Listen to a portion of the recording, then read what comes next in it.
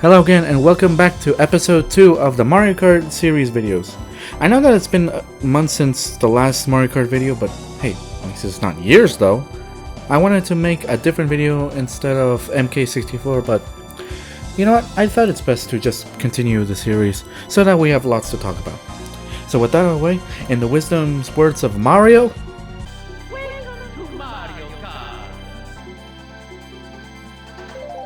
I wanted to see what's different from Super Mario Kart and Mario Kart 64. The character roster has been changed since last time, as Koopa Troopa has been replaced by Wario from Super Mario Land 2, and DK Jr. has been replaced by DK himself, although this DK is the son of DK Jr., but that's a whole different story. Anyway, in terms of stats, Mario and Luigi are middle of the class, Peach, Toad, and Yoshi are lightweights, meaning their acceleration is high, but their speed is low. And Wario, DK, and Bowser are heavyweights, which means it's the opposite of lightweights, and also they can push around lightweights very easily. This game also introduced voices for the characters that would either be through the N64 era or permanently. And what's interesting is that the Japanese version of the game features different voices for Luigi, Peach, Toad, and Wario that would be used in other N64 games or Mario Kart Super Circuit on GBA internationally. After selecting a character, we brought up to the cup selection, where there are now 4 cups like Super Mario Kart, but unlike Super Mario Kart, there are now 4 courses instead of 5, and 3 laps to complete instead of 5, which would be a standard moving forward. I personally find this to be more streamlined, as in Super Mario Kart, it kind of felt dragged to play, but not. So let's lay some background first. Mario Kart 64 released on the N64 back on December 14th, 1996 in Japan, February 10, 1997 in America, and June 13th that same year in Europe. This is the first Mario Kart game to be in 3D and to feature 4-player races and medals. Truly, this is the big step up from Mario Kart on the SNES. Out of all the Mario Kart games I've played in my life, Mario Kart 64 is the one that I've played the least, as I didn't have to wait to play it until 2021 via the VC on Wii U, rest in peace by the way, and on Switch Online Expansion Pass in 2022, which is the version I'll be using for the video, as I don't have it on N64 and I don't really have a way to record any other console besides, I don't know, maybe GameCube. It kind of goes against my authentic way of recording gameplay, but hey, at least I'm using an N64 controller for the Switch, so at least I have a way to play it how it was back then. I do have a bit of an update, as I recently got a physical copy of the game on N64 so that I can see what's in the original, but still no way to record old gameplay, so yeah. Now it's time to talk about the controls. How this game controls is using the A button to accelerate, B to brake, and for reverse just hold B and down on the control stick, the R button to drift, Z or C down to use an item, C up to adjust the camera, C right to change the UI, and apparently the L button adjusts the volume of the music, at least according to the wiki. If I had to describe how this game feels, it would be slippery. I know that's what I had with playing this game somewhat recently, and that's kind of how I would describe it, but whatever. I mean, just the slightest push of the control stick makes it go farther than expected, and drifting is situational to use. This marks the first game to have a drift boost, although I don't really feel like it's boosting me. Oh, and one note, if you drift too or turn too much, then you'll spin out of the control, and so you might want to watch out for that. And for other nitpicks, like bumping into another racer can spin you out, but this is kind of a thing for like lightweights. And also there's no invincibility frames, so you know you're gonna get hit a lot. But hey, I've gotten used to it, so it's not that big of a deal for me. Before talking about the tracks, let's talk about the presentation as a whole. Remember me using quotes to describe the game being 3D? Well, that's because this game does use 3D models, on the courses and some props, but everything else looks very off, which they are using 2D sprites after all. In terms of the characters though, it looks good, although quite pixelated and blurry. I know what I'm saying isn't new, or and that this is just an early N64 game, but later games do have an appealing art direction, especially rare games. But I still feel like it could have been better. But hey, at least it was colorful, just like what I expect from a Mario game. This game runs at 30 to even 20 FPS, although for some reason I can see it at 60, but I think that's just my imagination. But it's just a typical N64 game to run at usually like 20 FPS, so I'm not usually bothered by that. And now for the soundtrack. To be honest, I don't really have much else to say in the soundtrack right now, but hey, I really like this soundtrack, so not my favorite, but I like it. And now for the items. The items in this game are not as unbalanced as in Super Mario Kart, but there's still some improvement to be had. All the items that appear from Super Mario Kart return here, except for the feather and the coin, and some of the CPU exclusive items. But we have some new items to play.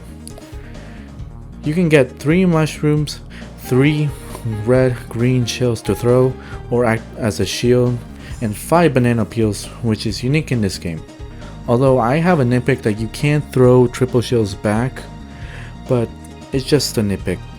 There are 3 new items, that being the fake item box, which you can place it anywhere or even on top of a real item box as a trap, so whoever gets hit by it will get launched. And Super Mushroom, also known as the Golden Mushroom, allows a racer to boost for a lot for a period of time. And the Spiny Shell, aka the blue shell, which is unique in this game and Mario Kart 60 Super Circuit. You hold it behind you and it won't disappear when a racer gets hit, but its real purpose is to target the racer at first place, and it will hit them and also will hit any racer in its path. Overall, I think this is a great pool of items to use offensively and defensively, so that any player can have a chance to reach first place. However, there's some balance and technical issues that can be annoying or frustrating to use. While better than Super Mario Kart, you can get powerful items that can be obtained at higher position, although you won't get stars or lightning in first place. Another is the accuracy of the shells. When you fire a shell, it will go in a diagonal line and then will fire where you send it. It's not much of a problem with green shells, but with red and blue shells, it would end up hitting a wall, or you instead will make tracks like Choco Mountain very hard to hit somebody. And that's all I have to say about the items. Also, I don't know where to put this, but here's some miscellaneous observations of the game. The AI for the CPU racers is rubber banding incarnate, as no matter how high the difficulty is or how far you are, there will always be 1 or 2 racers behind you, making it first place difficult to keep. Lightweight characters can spin out, so happen if they can just make contact with a heavy character, so that's fun. And also, there's a rare victory screen if you come in 4th place. I say it's rare because you have to go out of your way to be in 4th place, as finishing a race between 5th and 8th would instead make you retry a course, but hey, at least you can retry as much as you like, unlike Super Mario Kart and Super Circuit. Here's what it looks like.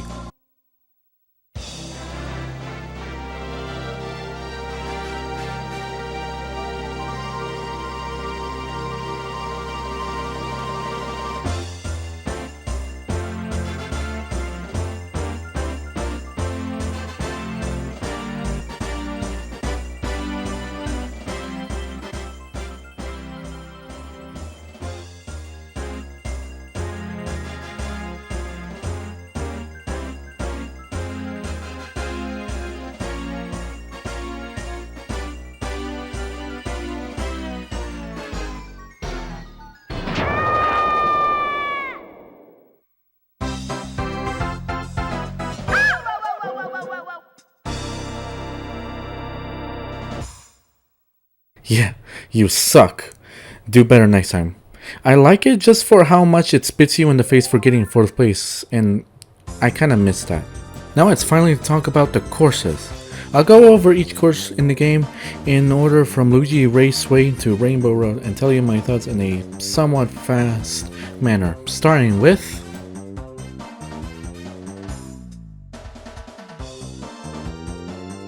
I think this is a great course to start with, as it's very tame with only 2 big turns that helps the player know how to drift.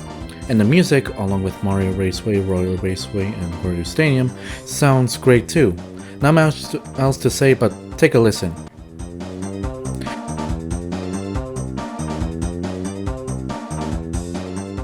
Other than that, this is a good track.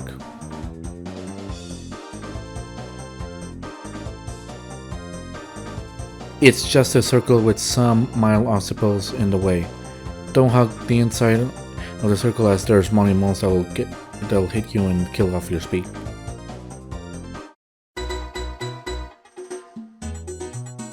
I really like this course, with a bit of risk when going through the water, as it can slow you down, and the ramp shortcut if you have a mushroom. The music's pretty great to me, as it feels like it's one of those N64's greatest pieces of music.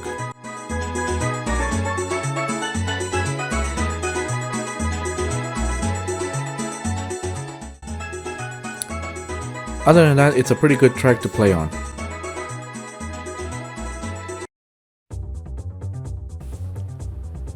The layout of the track is simple, but it has a gimmick, as the train will cross by earlier in or the middle of the track and can cause you to get launched in the air.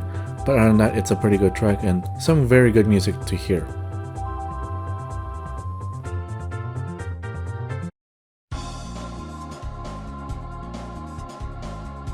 In the first 3 difficulties, this is a very tame track to play on with some turns to take. But then in mirror mode, it makes it one of the worst tracks to play, as the vehicles now, instead of going in front of you, now go towards you, making it very hard to just react in time, and also you can't see very well when doing turns. And also the shape is in the shape of an 8, which is fine, but this won't be the last time we'll be seeing this track layout. And the music is great as well. Not much else to say though.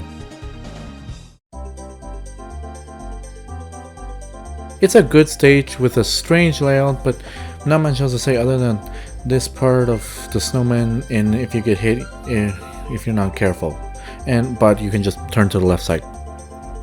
Again, the music for this and Sugarland is great. So, moving on.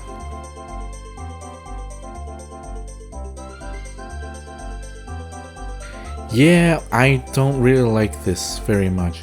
There are walls everywhere, which makes you lose your speed, and shells don't work here. The path is very narrow, which is very likely to get hit by the walls, and there's a big part in higher difficulty that if you fall, you'll be very behind, so that's fun. I really like this track, as it has some good turns, some chances to boost, and overall just a good track.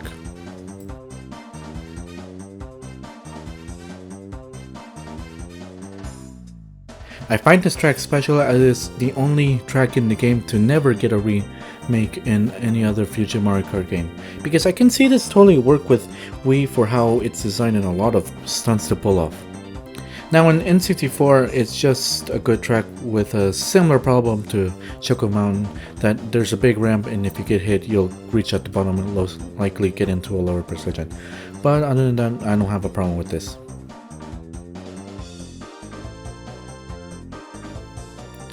The only problem I have with this track is the penguins in the cave that you can get hit easily, but other than that, it's a good track.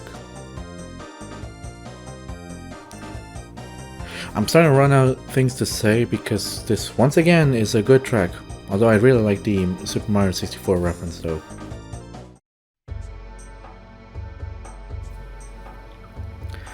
What I like about this Bowser Castle is the atmosphere, from the setting where we are in the middle of a lava ocean to the creepy music that plays.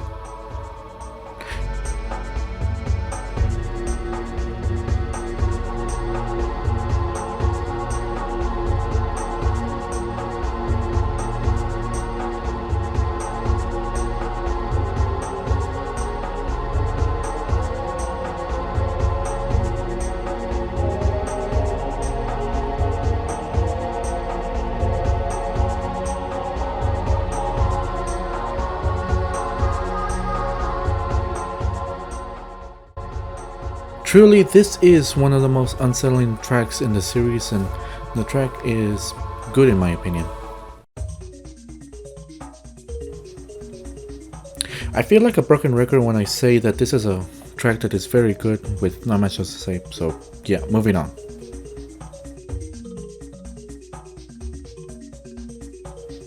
It's a unique track as it's not entirely linear and it feels labyrinth-like, but once you find the fastest path, it's a bit meaningless to use the other paths, and it takes a while to get back if you fall. This is one of my least favorite tracks in the game, but I still like the idea of a labyrinth-like track, so I do wish that they could make a track with some better execution. I've heard from other people that this is one of the hardest tracks in the game, and it is, but I don't know. I kinda like it for what it is, and I think it does a better narrow track design than Choco Mountain.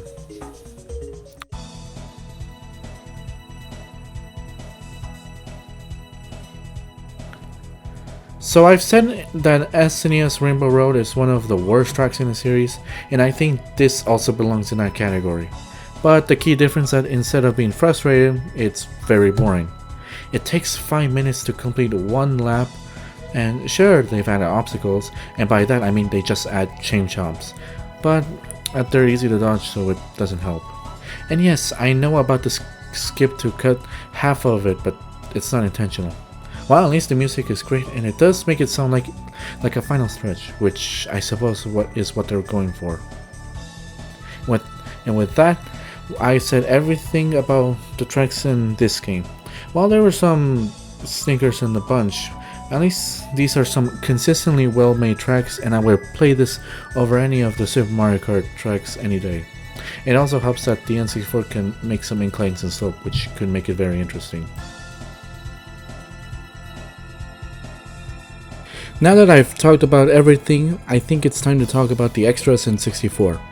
I held off talking about the extras in Super Mario Kart because I think it's important to talk about in this game, as it did introduce the ability to play 4-player races and battles. In single player, you get Grand Prix as you race in 4 tracks in 1 cup, Mushroom, Flower, Star, and Special, to get gold trophies. Beating all the difficulties will get you a new title screen and an extra, which is just mirror mode. That flips the y-axis of the tracks, but the game is just in 100cc instead of 150cc. Time trials is just how fast you can beat the track, and you can race against staff ghosts if you want. You're given triple mushrooms to use in shortcuts. And that's it for the single player. In 2 players you can play Grand Prix, Versus, or Battle Mode, and in 3 or 4 players only Versus or Battle Mode can be played. Versus lets you choose any track, and there are some oddities such as no music in 3 or 4 player mode, and some of the assets are missing, but I think that's just to keep a stable frame rate, but the game already is at a lower frame rate anyways. In battle mode, it sees you and friends popping balloons until one player is standing in 4 unique arenas, and they all do a good job at it. Also, if a player who got all their balloons pop and they turn into a bomb cart, and they can move so that they can target other players that are still around, which is unique in this game. There are no CPUs, versus, and battle mode, so it's just you and friends playing. Honestly, battle mode isn't for me, as I prefer to race, but I don't mind playing with some friends and we can have a good time.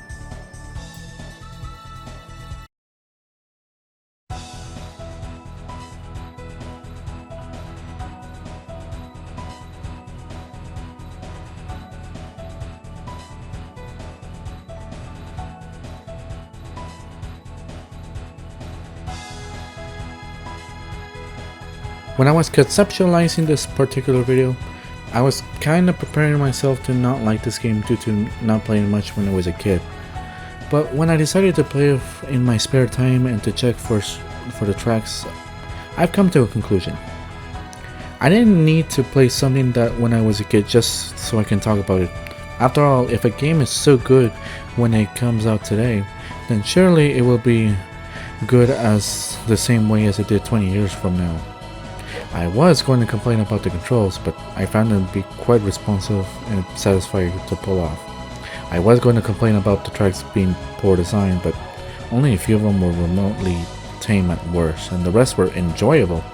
And I was going to complain about the unbalancing and how terrible it was, but it wasn't that bad when I checked the wiki and did a little balance check, and it was a lot more balanced than I thought, but you get my point.